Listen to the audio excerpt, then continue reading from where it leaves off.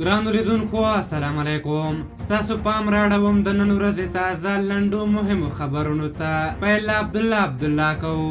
د مصالحې شورا مشر عبدالله د عمران خان په بلنه راتلونکې اونۍ پاکستان ته سفر کوي.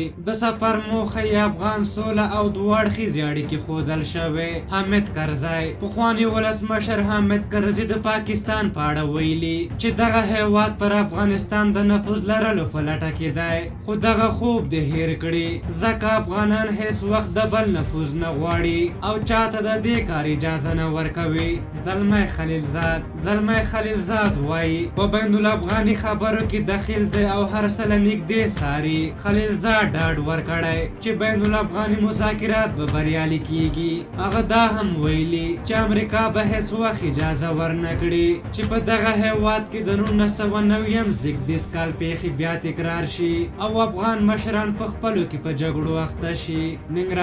د ننګرهار ولایت د مومندرې ولسوالۍ په غوړکې سیمه کې پاکستاني عسکر یو ځل بیا له کرښې راوښتي او په دې ولسوالۍ کې د تاسیساتو پر جوړولو لاس پورې کړی. برېښنایي تذکرې د نفوسو د احوال ثبتولو ادارې رئیس وایي چې د نوې لایحې پر بنسټ په الکترونیکي تذکرو کې د مور نوم لیکل اختیاري دي. سرور دانش د ولسمشر دویم مرستیال سرور دانش د پخواني ولسمشر حامد کرزي د احمد شاه بابا د اشعارو دیوان ډالۍ کړی دی. سعودي عربستان ښایي د روانې میاشتې په 14مه نیټه د حج عمرې مراسم له سره پیل شي. د سعودي عربستان حکومت ویلي چې د ټولو روغتیايي سپارښتنو په پام کې نیولو سره به د عمرې مراسمو د ترسره کېدو لپاره اجازه ورکړي. بدخشان د شورابک برېښنا بند رغنیزې چارې 90 سلنه بشپړې شوې او تر راتلونکو 3 میاشتو پورې به ګټه اخیستنې ته وسپارل شي. سرچینې کاږي چې د دې بند په جوړېدو سره به